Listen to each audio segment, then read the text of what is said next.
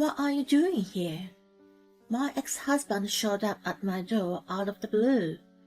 We've been divorced for 5 years now. He straight off demanded outrageous things. Come to my parents' funeral with me.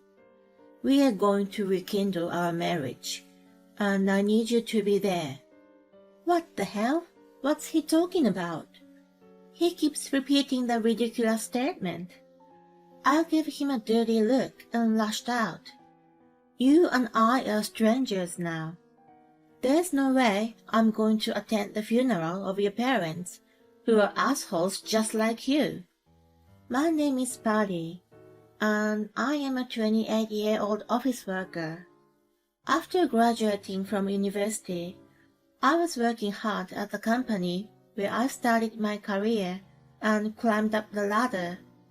My work seemed to suit me very well, and I felt more alive when I was working. But then something happened that changed my life. It was the encounter with Andy, who later became my husband. I met him through work. He worked for a client company and carried a calm and gentle air that enveloped his surroundings. I was the type to work briskly, so it was refreshing to see him work at his own pace without constraint. And yet he was able to get the job done, so I was attracted to him more and more. As we worked together, we grew closer, and he eventually asked me out. He proposed to me after about a year of dating. I was so in love with him that I accepted without hesitation. Our families were elated, and we had a memorable wedding. Then we went on our honeymoon trip and began our life as newlyweds. We were both working, so we helped each other and shared the household chores. Andy had lived on his own since university and was able to manage cooking to some extent. I appreciated that he was capable of sharing the tasks with me. It allowed me to focus on my work, and I was grateful for having a considerate and dependable husband. Then I got pregnant. While I was very happy to have a child, I wanted to work a little longer. I planned to take a year-long leave to focus on my baby and then return to work. Andy agreed with my proposal. Then the baby was born. She was a healthy little girl. We named her Lydia. Andy was overjoyed, and his parents and I were also delighted to welcome her. After the birth, his parents frequently asked Andy and me when we would visit them again. I didn't dislike them or anything, but when they pestered us so often, I started to grow tired of them. In the meantime, Andy suggested something to me. How about we move in with my parents while you're on maternity leave? It's annoying to arrange my schedule every time we go to see them. Besides, you can have their help with housework and babysitting. I see, that's true. We were living in a rented apartment at the time, so moving out was easy. We could live with the in-laws for a year until my leave was up. They could see their grandchild, and Andy also could take care of his parents. I decided to go along with the idea. He immediately asked them, and they enthusiastically agreed. We got ready and moved to their house.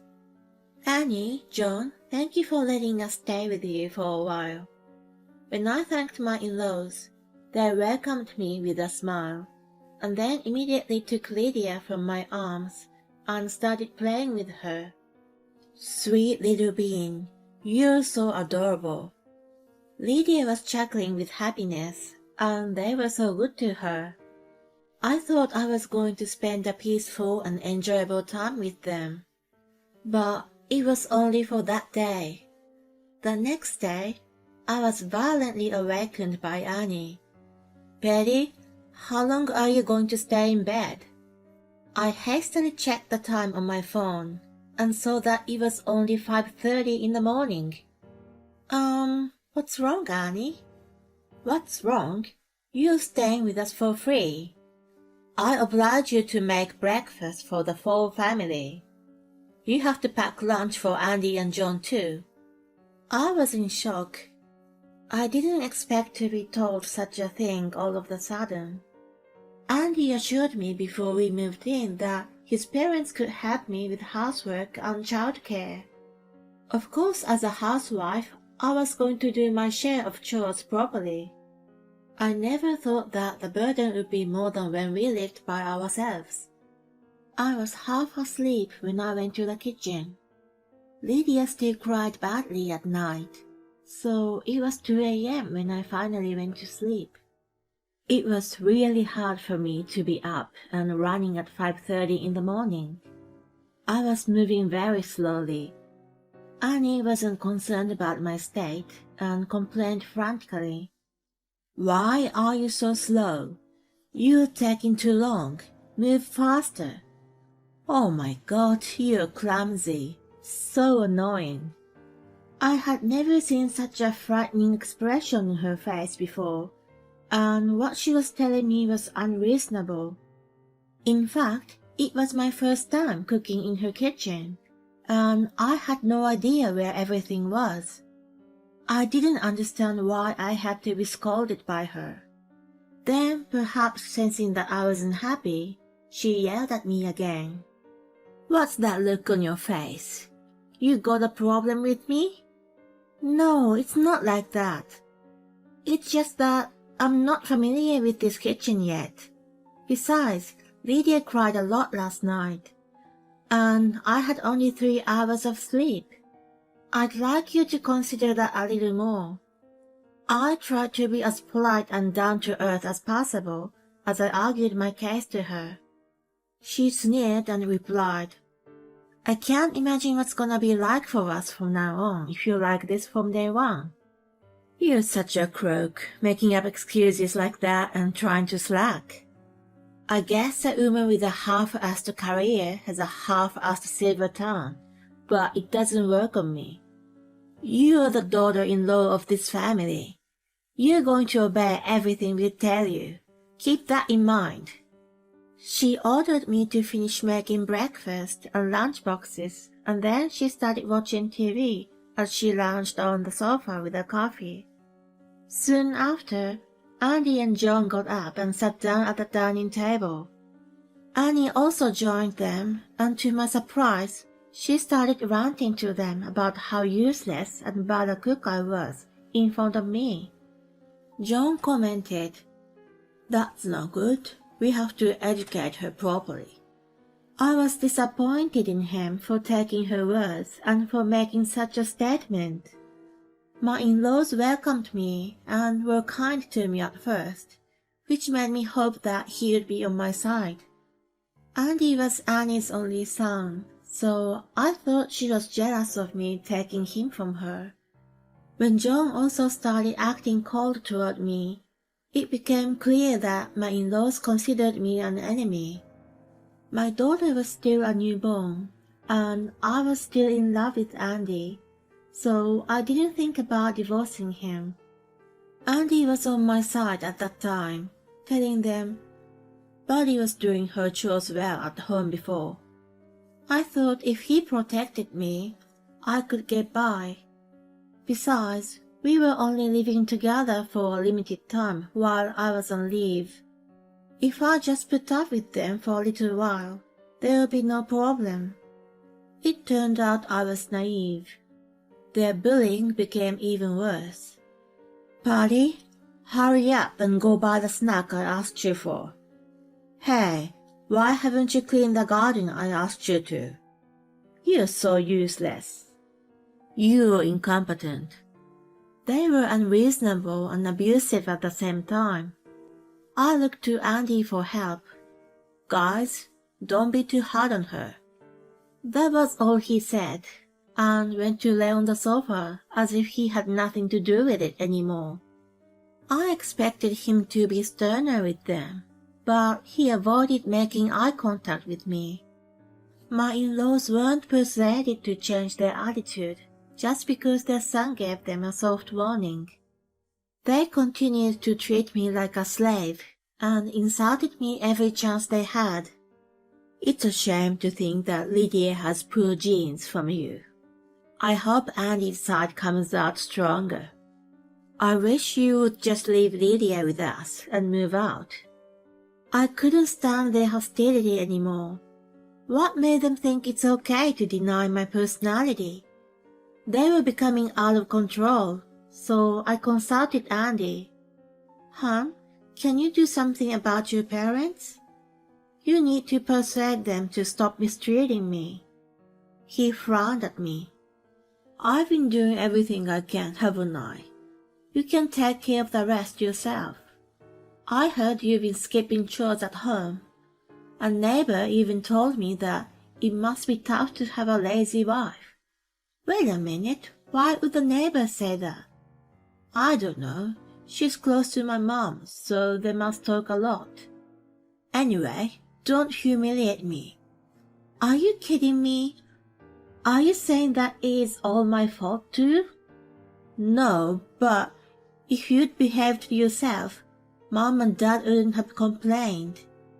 I was shocked by his comment. I can't take it anymore. No matter how hard I try, they don't approve of me.